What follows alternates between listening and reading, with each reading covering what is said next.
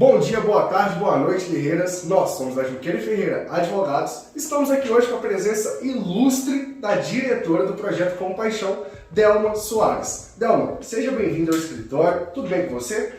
Tudo bem. Muito obrigada pelo convite de estar aqui falando um pouquinho da nossa instituição, das ações feitas pelo Projeto Compaixão. Ações que não são poucas, né, Delma? Sim. Ações que, inclusive, eu gostaria de saber, primeiro, quem é Delma? De onde que veio esse intuito de ajudar as pessoas? Porque, como vocês não sabem, esse intuito visa o quê? Qual a finalidade principal? O principal é a ressocialização. Caramba, que bacana!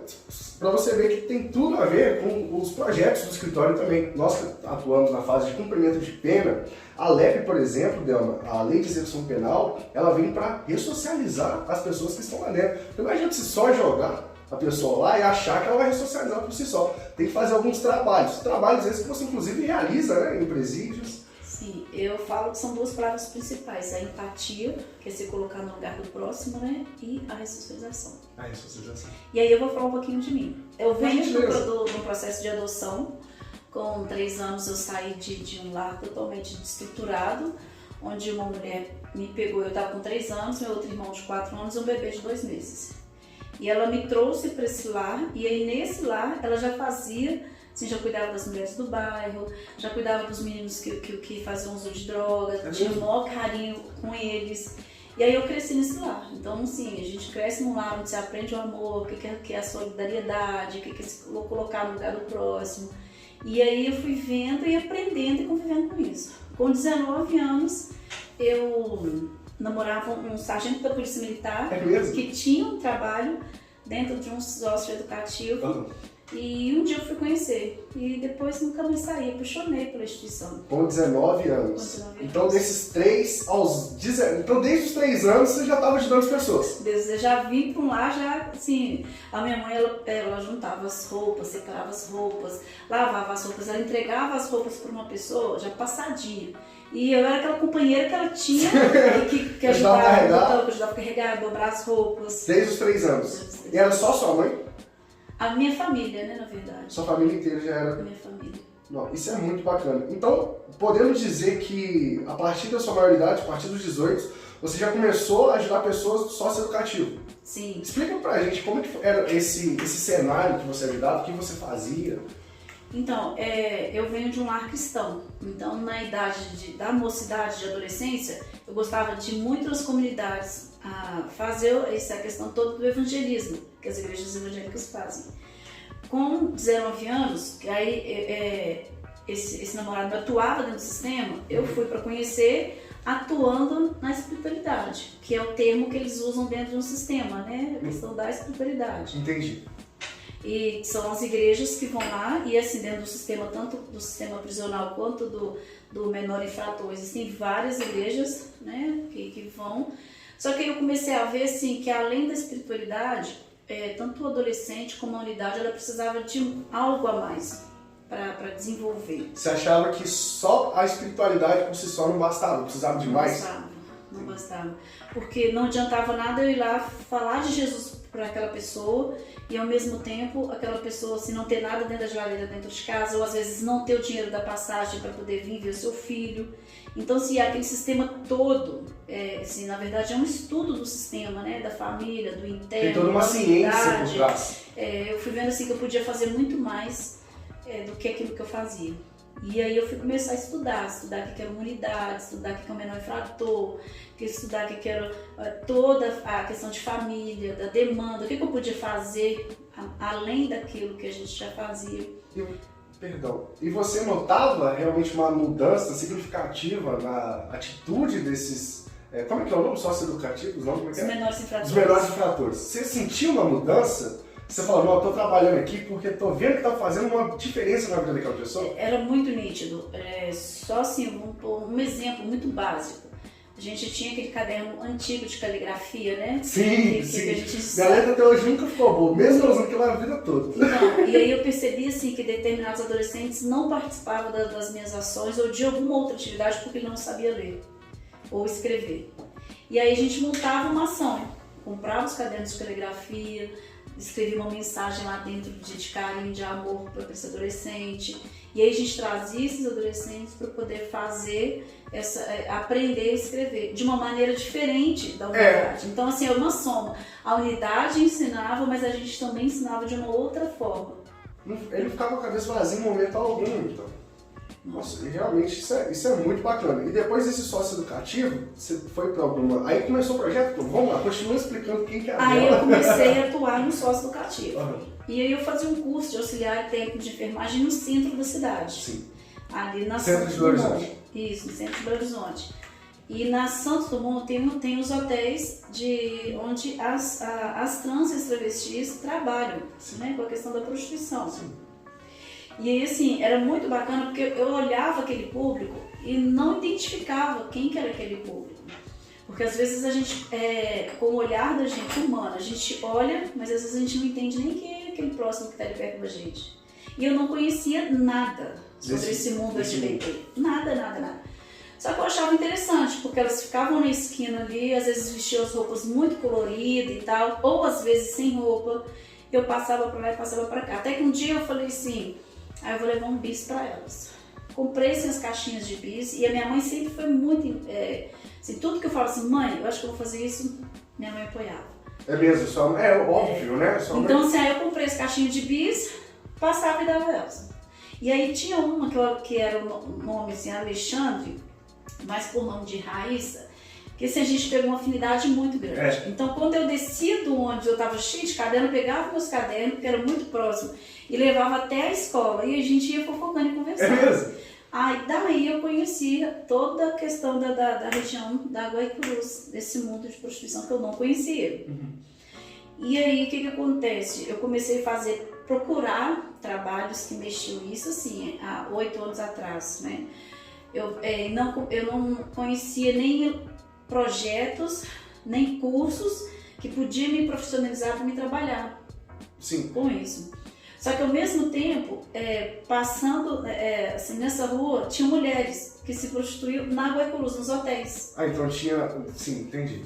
Entendeu? Então ali a gente tinha 2 públicos, tinha as travestis e em seguida eu conhecia as meninas. Nessa eu conhecia as meninas, o filho dela era o menor infrator, que estava preso dentro de uma unidade que eu trabalhava. Então você conheceu a mãe sem saber que também você ajudava o filho. E aí eu comecei a ver que era uma rede. Né? E aí o que eu comecei a fazer? Estudar. Porque se eu atendesse a mãe e atendesse esse adolescente, eu teria 100% de um trabalho, de um processo de ressocialização, de estruturação e um vínculo familiar muito perfeito. Sim. E aí começou... De qualquer lado você estaria ali Sim. ajudando as pessoas. Aí eu comecei a comprar livros, comecei a procurar material, projetos, para poder aprender. Aí eu saí do curso e depois comecei a trabalhar nos presídios. E aí foi vindo essa trajetória. Mas esse projeto é muito bacana porque a gente não ouve nada direcionado para as garotas de programas, né? Nada, eu nunca vi nada do tipo, até olhar no Instagram e ver lá um projetinho, e falei, não é possível. E Dia das Mães também, né? Assim, o ano todo a gente trabalha com elas. E datas comemorativas, você no caso, como é que é a sua agenda no ano? A data comemorativa, por exemplo, Páscoa, você tem algum projeto direcionado para Páscoa? Assim, na verdade, assim, todas as datas comemorativas a gente atua. Tanto para as mulheres da Guaicurus, tanto para o sócio educativo, quanto para o sistema prisional. A única data que a gente não atende é na Páscoa. Porque o chocolate é muito caro e não tem como você virar e falar assim, não, vou te dar uma bolinha de coisa e não vou dar pro outro. Assim, porque tudo dentro das unidades assim, é 100, 200, os lanches, não tem como. Eu sou assim, ó, ou eu consigo dar para a unidade toda ou eu não dou primeiro. E é o mesmo lanche, tem que ser assim, padrão mesmo. Porque eu falo assim, Deus, quando Ele me dá de melhor. Então não justifica eu chegar para um interno dentro de uma instituição, independente do crime que ele cometeu, ou para um menor infrator, eu vou pegar e dar um lanche da pior qualidade. Então, como o chocolate é caro e a gente não tem condição de fornecer esse chocolate, então é a única data que a gente não trabalha, mas todas as datas... Não trabalha ainda, né? Ainda, porque a gente não tem os padrinhos que podem proporcionar chocolate, mas nós somos especialistas de chocolate. Exatamente. Uma coisa bacana que você acabou de falar é que você gosta de ajudar, mas de ajudar com qualidade. a gente stalkeou seu Instagram inteiro, nossa equipe, ela deu uma folhada ótima lá. E ela reparou que na época da chuva, vocês, ou no frio, não sei, eles distribuíram lençóis. E esses lençóis eram feitos por pessoas que estavam dentro do sistema prisional, é isso mesmo que a gente viu? Isso Qual que é a nossa proposta? Até pegou um café que isso é verdade mesmo? Isso é verdade. A gente tem uma parceria sensacional com o DEPEN e com a SUASI. Sim. E aí a gente tenta fazer com que as nossas ações aqui fora sejam ligadas com eles. Na época a gente ganhou um monte de tecido. E aí eu fiquei pensando assim, o que a gente pode fazer com esse tecido? O que a gente vai fazer dentro com esse tecido? Aí eu pensei, vamos fazer uma oficina dentro da unidade.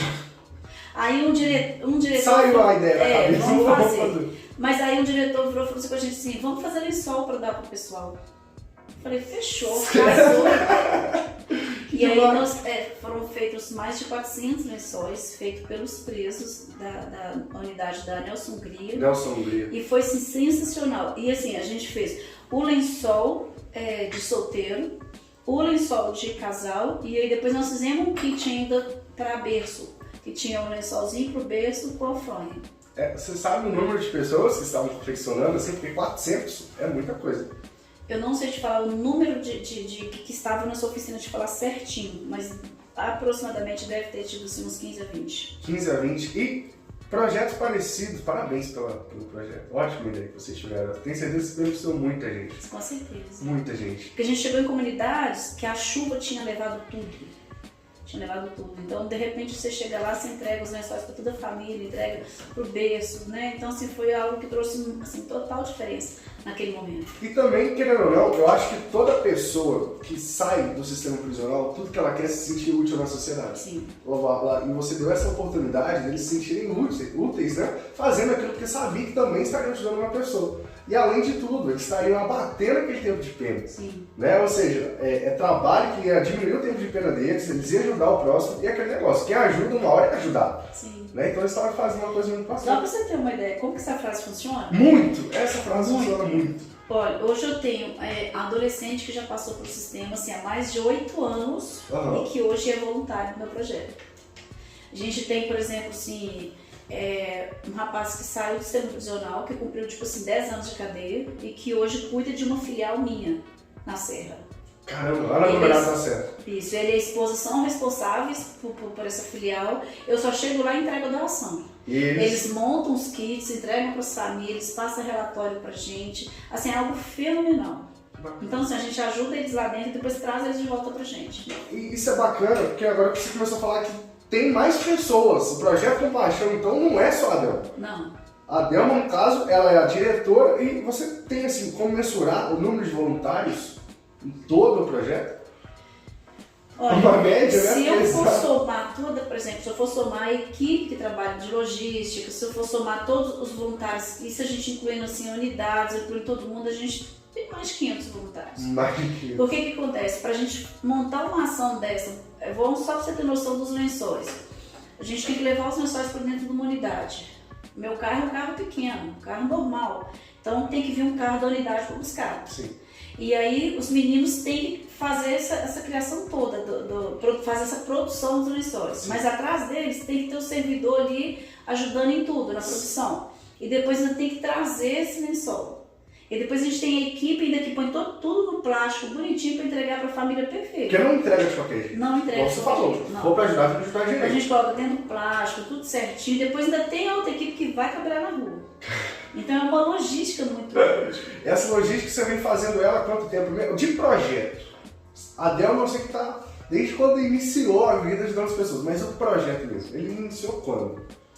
Então, sabe por que ele tem 27 anos? Porque quando eu comecei a entregar esse bis, tinha uma menina que era da mesma igreja que eu, ela vinha junto comigo para poder entregar. Uhum. E assim, na época eu nem tinha carro. Aí depois a gente começou a ganhar umas bíblias, a gente vinha de ônibus, e aí para ajudar, o que acontecia? O motorista abria a porta de trás pra gente entrar pela porta de trás com as caixas pesadas, porque a gente não tinha quem carregar. E assim, e aí ia assim, todo mundo ajudando. Então eu falo assim, é uma rede. O projeto social ele só funciona se tiver essa rede.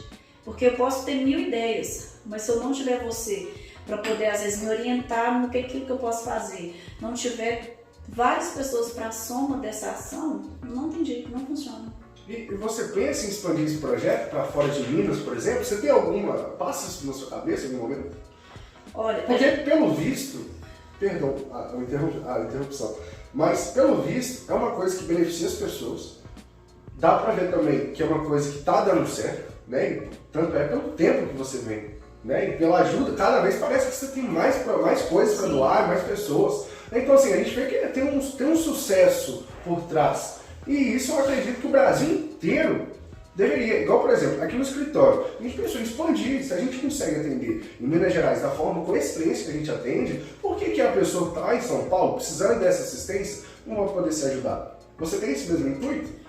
Então, eu vou te falar, ser bem sincera. Sim. O desejo do meu coração hoje é a gente ter uma matriz, uma filial no centro de Belo Horizonte. No centrão, ao Soares ali. Top mesmo, com vários sede, com cursos, tudo certinho para todos os nossos assistidos. Ampliar todos os cursos nossos dentro das unidades, porque, por exemplo, hoje a gente está fazendo uma produção de caminha de cachorro dentro da Nelson Hungria feita com pneu. Sensacional, você vai postar essa foto aí para o pessoal ver. Com certeza. Lindas. E é coisa assim, profissional mesmo, ficaram sensacional. Então assim, por que não ampliar essa oficina para as outras unidades? Isso. E aí a gente tem um parceiro que doa os pneus. Sim. E aí assim, então aí por trás disso é um monte de coisa, porque a gente precisa de mais parceiros que façam doação desse pneu.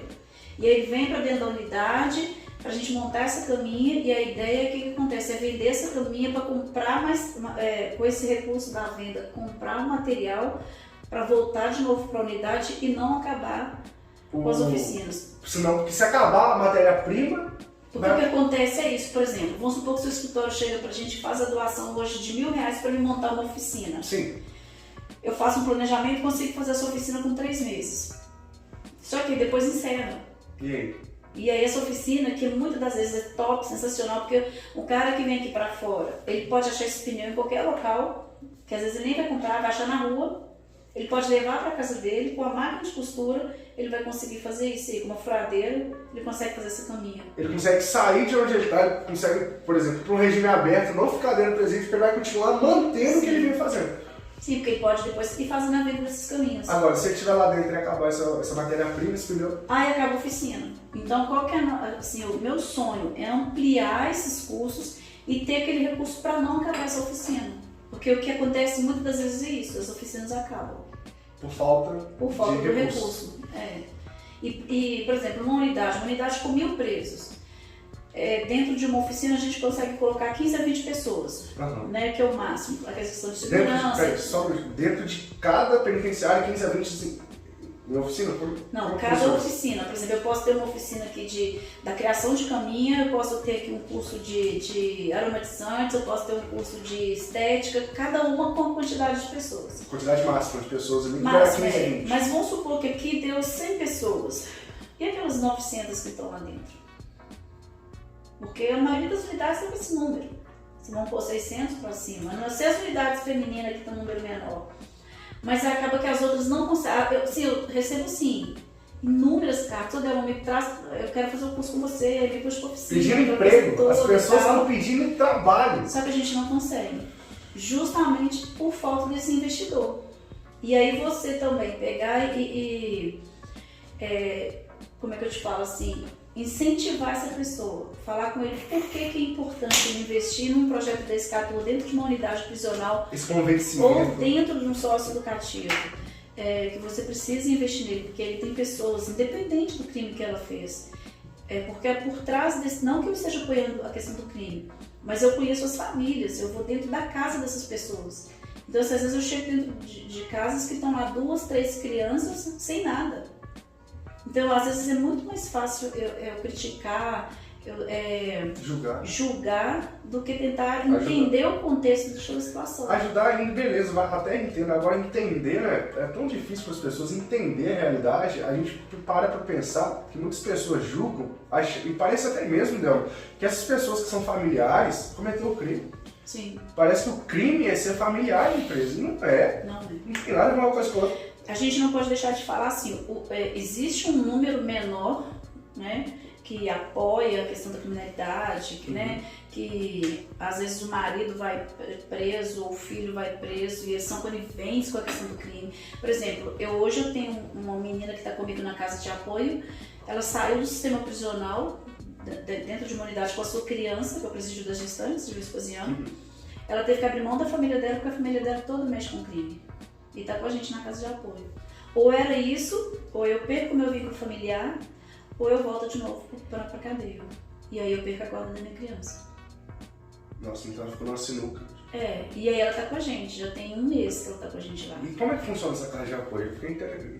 Então, e aí só finalizando isso, imagina se isso é fácil para uma mulher. Porque ela tem mãe, ela tem tia, né? Ela tem as irmãs, e aí você abrir mão disso, porque você precisa, eu quero um recomeço de vida. E aí quem está do lado de fora, do lado de cá, né, vão pôr entre aspas a sociedade, eles não sabem dessa história. Só sabem a história daquela menina que cometeu o crime, que foi presa e que precisa de ser condenada o resto da vida. Parece que eles tem uma passagem bíblica, né, que fala todo mundo sabe, quem estava do lado de Cristo lá era Barrabás. E ele foi perdoado. Não é? Então, assim, a gente não vai voltar isso para essa ideia, mas a gente vê que Jesus, por exemplo, ele não veio aqui para na religião, alguma coisa, veio para ser, veio para ajudar o próximo. Para demonstrar amor. Para demonstrar amor. Né? Eu acho que assim, esse que é o caminho. E as pessoas ficam cegas e acham que a pessoa cometeu um erro na vida e acha que nunca mais elas vão poder ter uma segunda chance. Sim. Isso é totalmente errado, porque o ser humano ele é passível de erro. Ele é capaz de errar. E eu falo assim, não porque eu seja a diretora do projeto. Eu ainda brinco com as meninas assim, olha, eu não aceito ninguém falar mal de vocês, eu falo, eu brigo, mas eu não aceito ninguém falar de vocês. Porque a gente tem tanto, a gente usa o termo de meninos porque a gente pega o amor por eles, mas são todos adultos, mulheres e homens, né? Mas a gente tem pessoas que se não fosse essa trajetória do projeto na vida deles, já teriam morrido ou voltado de novo para a cadeia, e não. Nós temos uma menina aí trabalhando no hospital, porque fez o curso de cuidador de idosos com a gente e está lá toda bonitinha trabalhando. A gente tem meninas dentro do escritório hoje que foi presa várias vezes pela questão do tráfico e está aí trabalhando certinho. E assim, se você hoje me perguntasse assim, Delma, se fosse para você escolher hoje esse público, você escolheria de novo? Eu te falaria que não. Eu ia falar para você que eu ia mexer com criança, com idoso, porque levantar o recurso para eles é muito mais fácil, a dor é muito menor. Criança, o idoso, todo mundo quer ajudar. E eu falo assim, a dor de trabalhar com esse público é muito menor. O público que a gente trabalha, vamos supor, em termo prático, o que eu trabalho? Com preço menor infrator, prostitutas, trans, travestis, e aí as pessoas rotulam, né, que todo esse público é voltado para a criminalidade. E não, são pessoas que precisam de ser acolhidas, que precisam de ser assistidas, que precisam de ser amadas. E eu mesmo já chorei muito. Já chorei assim, muito, porque só pra você ter uma experiência, ano passado, ano retrasado, uma pessoa falou assim com a gente assim, vou fazer a doação da carne do jantar de vocês dia de Natal. A ceia. Falei, graças a Deus a gente conseguiu, porque não até que a gente consegue levantar essa doação toda e tal. E na ceia eu quero oferecer para elas o que eu tenho dentro da minha casa. Eu oferecer, se eu pudesse pôr uma uva, bombom, sorvete, aquela coisa toda, é o que eu quero oferecer para elas. Porque a gente tem meninas que chegam na mão da gente, que às vezes assim, ela não sabe assim, o que é um camarão. O que é uma comida que a gente às vezes tem costume de comer aqui fora, ela nunca chegou na mão dela. Então a gente tenta oferecer para ela o de melhor. E aí já com tudo organizado, assim, um dia antes do Natal, aí ela pegou e falou comigo assim, eu achei que sua casa só mexia com criança e mexe com presa, né? Chorei demais da conta. Porque essa dor, quando chega pra você e fala isso, pra você que mexe, que convive com essas pessoas, você sente uma dor junto com elas, da questão do preconceito, da discriminação. Você pega, vai ser breve. E eu falei assim, meu Deus, o que eu vou fazer? Mas eu chorei assim, igual uma criança. E isso assim, isso não é só essas, assim, eu já passei muitas situações de falar assim, nossa, eu não vou mexer com isso mais, porque a dor é muito grande, o preconceito é muito grande. Às vezes, por exemplo, se você estiver andando comigo na rua, sem essa roupa sua, nossa, essa menina do crime. Só por conta Só porque eu mexo com esse público. Tem esse reflexo. Tem esse reflexo. Assim, às vezes eu tenho amigas minhas que não me convidam para festa de dentro da casa dela porque acham que às vezes eu vou levar uma pessoa que é da prostituição ou do crime. Isso assim, eu já passei muitas vezes. Não é uma coisa assim, você fala assim, não, só uma vez que ela passou. E aí eu liguei para um amigo meu, que já foi do crime, falei, eu tô com essa situação SSS, você acredita que aconteceu isso? Ele falou, Thelma, quanto que fica essa carne? Eu falei, não, vai ficar uns 600 e pouco, porque tinha sobremesa e tudo e tal. Ele falou assim, não, eu vou fazer o pix para sua conta e você pode comprar. Entende? E, assim, e é um menino assim, que tem toda a trajetória, que pediu pra falar assim, ah não, deixa esse povo pra lá e tal, né? E a gente conseguiu comprar a carne que a gente queria, comprar a sobremesa, entende? Então assim, eu vejo muito cuidado de Deus, do início ao fim, em todas as ações, porque às vezes eu tô lá em casa e eu falo assim, por exemplo, você sabe que a Coca-Cola não é das penitenciárias. Não. Aí eu falo, vou fazer um lanche. Aí eu já peço uma autorização especial para entrar com a Coca-Cola. Ele leva aquela Coca-Cola assim geladíssima. Ah, você tá brincando. Geladíssima. Nossa, Os meninos piram. Meu Deus. Entendeu? Então assim, só que isso, às vezes a pessoa que tá assistindo a gente pode falar assim, ah, mas ela tá dando vida boa para bandido, para menor infrator. Não. É dignidade. Eu tô tentando trazer naquele momento para ele algo que pra gente aqui fora é comum, mas que lá pra dentro pra ele é um luxo, é raro, que ele nem vai ver tão cedo. E aí, a alegria deles é assim, surreal. A gente recebeu uma doação recente, só de Coca-Cola. Aquilo tava igual assim, não tem escute. Leva geladinho. Geladinho. E assim, eu vejo muito cuidado de Deus mesmo. Às vezes eu tô sentada na minha casa, eu penso assim, nossa, eu queria tanto fazer algo diferente para determinada unidade. Às vezes eu vejo que o pessoal está bem massacrado lá dentro, tantos preços pelo servidor. Mas você deve ser limitado um pouco, né? A questão de, por exemplo, cada presídio tem uma lista do que pode e que não pode entrar. Você ainda consegue, de alguma forma, como eu posso explicar? Mas aí a gente está falando do SEDEX de um familiar do preso, do interno. Entendi. Né? Por exemplo, no nosso caso a gente não entra nessa lista, porque a gente faz uma ação especial ou para o servidor ou para o interno. Entendi. Então eu mando uma lista antes, eles aprovam, e aí a gente leva aquilo que está na lista. O mesmo ofício que é feito antes é o que a gente faz para a unidade. Você tem uma constância nesse tipo de projeto? Porque você deve ir lá hoje, amanhã ele quer você de novo. Não, o problema é que você consegue ter a unidade toda, né? Porque, por exemplo, eu levo lá, vamos supor, 200 salgados. Não chega para todo mundo. Nossa. Então, assim, aí quando você me pergunta assim, se você quer ampliar, eu não posso passar de Minas Gerais algo que eu quero ampliar aqui por enquanto. Quando você puder ajudar todas as penitenciárias em escala global deles lá dentro, todo aí a gente mundo, consegue... aí você vai para o estado. Isso. Seria a ideia. Essa é a ideia. Porque só... Você acha que você vai conseguir? Eu tô torcendo para que consiga. Os meus olhos eu posso te falar que não, mas para Deus nada é impossível. Nada é impossível. Nada é impossível. Nada é impossível. Então, assim, eu posso ir lá dar um treinamento com uma equipe e a equipe continuar o projeto lá. Isso assim, eu tenho muito no meu coração, da gente ampliar, mas a gente montar equipes que eu vou lá dar o treinamento para essa equipe e a equipe continua. E aí a gente vai indo lá da assistência. Pelo visto, então, gente não falta. O que falta são recursos. São recursos. Tem alguma forma de, por exemplo, alguém que está na internet assistindo a gente, como é que faz para enviar para o projeto? Então, se for uma doação de itens, né, ela pode me ligar e a gente vai marcar o endereço para poder enviar, ou a gente pode mandar um carro buscar. E se for financeiro, tem a conta do projeto, né? Então, no Insta do projeto tem lá o Pix. Tem compaixão aqui, Instagram, Facebook, só mandar lá. Sim. Tudo certo. Então, qualquer coisa. E aí, se precisar, vamos supor, de prestação de contas, tudo certinho, a gente... Vocês estão... não. A gente faz tudo certinho. Vocês são preto no branco mesmo, não tem essa, tem que ser, né? Até porque a gente já trabalha com um público que não é o preto e branco. Imagina se eu não fizer isso. Né?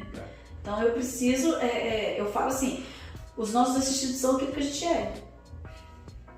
E a gente ensina isso aí pra eles. Pois é, se você for uma pessoa organizada, eles vão esperar em você e vai falar, olha, aquilo ali tá dando A gente não tem as filiais do projeto nas comunidades. As coisas só funcionam com os meninos, porque os meninos sabem como que a gente trabalha. Eles montam os kits, vamos supor, 20 kits. Eles montam todos eles iguais. Não? Porque eles aprenderam assim. Eu não posso beneficiar essa família melhor do que a outra só porque eu quero. Não, a doação é igual para todos. Isso é muito bacana. Delma, deixa eu te perguntar uma coisa. Na pandemia, teve alguma dificuldade maior? Como é que foi esse processo? Principalmente a questão dos presídios. Você sentiu que alguma coisa mudou em essa questão de você entrar nos presídios? Até um determinado momento não, mas depois quando agravou o período da pandemia, sim, né, do Covid, que aumentou muito o número de óbitos aqui fora e tudo. Até pela sua segurança também. Até pela questão da segurança, aí houve essa questão desse encerramento das ações. Mas a gente não deixou de mandar as doações para dentro da unidade. Então, por exemplo, se eu tinha que mandar um lanche... Nem na pandemia, o Brasil inteiro parou, mas o projeto Compaixão tá lá. Eu vou te falar assim que até nisso Deus foi muito bom comigo, porque nós trabalhamos na rua com as meninas lá da Guaicurus, porque teve um dia que fecharam todos os hotéis, tiraram as meninas, as meninas foram pra rua praticamente nuas. Fiscalização foi lá, né? Fiscalização fechou os hotéis, fechou tudo, as meninas não tinham pra onde ir, e nós trabalhamos do primeiro dia até o último dia do Covid na rua. Toda empacotada, roupinha, toda cheia das... Sabe igual aqueles cientistas, tá, né? Uma roupinha branca, você só via assim, só o olho mesmo. Mas a gente, assim, nós não paramos nenhuma das ações. E assim, o mais impressionante é que os voluntários vêm com a gente. As pessoas, os egressos, por exemplo? Também, tinha os meninos, que aí o que aconteceu? As unidades começaram a soltar muitos, liberar muitos internos e o sócio educativo a mesma coisa. Sim. E aí, o que aconteceu? Eles foram pro centro. Quando eles foram pro centro e encontravam a gente, que a gente estava entregando marmita, sopa à noite, tudo, eles estavam ali, a gente já vão vir, vão trabalhar com a gente, depois vocês compram. E ficava ali e ajudando a gente da mesma forma. Então, como é que alguém tem, perdão te interromper, mas como é que alguém tem a coragem de falar que essas pessoas não querem um emprego? Até uma pergunta que eu te fazer, qual que você acha que é o melhor meio para ressocializar, Del? É o estudo, é o trabalho, é o artesanato? Eu fiz várias perguntas. Não, eu acho que todos, né? Porque todos. Porque o que acontece? Educação, profissionalização, né? E um meio da pessoas vamos pôr a terapia, né? Que é o que a gente tem os profissionais, por exemplo, um psicólogo, um psiquiatra, um momento que a pessoa possa vir fazer um artesanato. Isso é até pra gente, aqui fora, sem nada. Pra gente é bom. Né? Até pra gente é bom. Então, isso é a soma. E isso dentro do sistema, isso acontece. Claro que não acontece, não tem como chegar para todos. Isso é uma coisa assim, não que eu esteja defendendo o sistema, mas é porque eu estou dentro do sistema e sei muito bem o que está acontecendo. Sei a realidade do que é. Então, assim, não tem como ser um sistema 100%, até porque, assim, a falha, assim, em muitas coisas, superlotação, número reduzido de funcionários, é uma série de coisas, então não tem como funcionar, não. E o número de projetos dentro de unidades é muito pouco. Comparado, só para você ter uma noção, assim, ó, vamos supor, se a gente hoje for somar quantos projetos que atendem público de situação de rua, você vai ter um monte, mas quantos projetos que atendem dentro de um sistema prisional, dentro de um sócio educativo, você vai contar nos dedos, entende? Então, assim, não tem como a gente cobrar aquilo que a gente não faz. Falou tudo. Entendeu? Então, essa que é a questão. Então, nós passamos o período do Covid todo trabalhando e aí a gente teve um dos maiores problemas. Porque, vamos supor, se a gente tinha ali 200 assistidos, a gente começou a ter um público triplicado de assistidos. Que aumentou os problemas. Só que foi a época que as empresas mais doaram. Foi a época que o ser humano mais doou, independente se era do crime, se era da prostituição, se era morador de rua, ele estava doando. Pode-se dizer que o projeto também teve uma expansão grande. Muito grande. Que bom, né? Porque era a época de ter uma expansão de um projeto que quer ajudar as pessoas. E aí, assim, a minha família preocupada com a questão, não, Deus, você vai pegar Covid, você vai morrer e tal. E eu falava com Deus, eu falava assim, Deus, se eu morrer nessa situação, eu vou morrer grata, porque eu vou estar assim, fazendo aquilo que está no meu coração. Vou morrer sorrindo. Porque assim, meu telefone tocava direto, eu não tenho o que comer, tô assim, eu tô na rua, então se eu não conseguir ficar dentro do meu sofá, no meu conforto da minha casa, e toda hora meu telefone tocando. Entende? Assim, e o que é mais legal é porque, tipo assim, eu sou doida. Então, a hora que eu faço umas atrocidades, você fala assim, não acredito. Aí eu chego pra equipe e falo assim, gente, eu tô com uma ideia assim, assim, assim, o que você acha? Isso. Vão, Delma, vão com você. E vai. E eu velho E tem que ser pessoas assim, né? Pessoas proativas. Isso é muito bacana, Delma. Ô, Delma, então, só voltando à pergunta, uma coisa muito bacana que você falou. Tem que ter, no caso, o trabalho, educação, o estudo, o artesanato. Você faz algum tipo de trabalho no presídio voltada a profissionalizar essas pessoas que estão lá dentro? Porque muitas pessoas saem e não tem oportunidade de emprego. Mas você acha que falta oportunidade, falta capacitação? Você faz alguma coisa para encurtar essa dificuldade? Não. Ficou curiosa para saber como vai ser respondida essa pergunta? Bom, infelizmente eu lamento em te dizer, mas você vai ter que esperar mais um pouquinho. Nós postaremos a parte 2 em breve. E se você quiser, você não está aguentando de curiosidade, o que você pode fazer? Seguir a nossa página no Instagram, @JunqueiraFerreiraAdvogados. Sabe por quê? Porque você está pedindo para eu seguir do nada? Não, é porque lá a gente posta os cortes dessas entrevistas. Então, não perca. Ah tá, mas Ronaldo, como eu vou ficar sabendo? Quando você for postar a parte 2 aqui no YouTube. Bom, é muito fácil, é só você se inscrever no nosso canal e, claro, ativar o sininho. E pronto, você saberá primeiro que todo mundo. Beleza? Gente, ó, fiquem com Deus, obrigado por assistir esse vídeo e aguardem o próximo que tá melhor que essa primeira parte. Esqueça de seguir a página Projeto Compaixão no Instagram, no YouTube, no Facebook, onde mais eles estiverem em rede social. Na verdade eu sou Instagram e Facebook, mas assim, tá demais. Segue lá que eles merecem, olha o tanto de projeto. Ó, gente, que página sensacional. Vale a pena.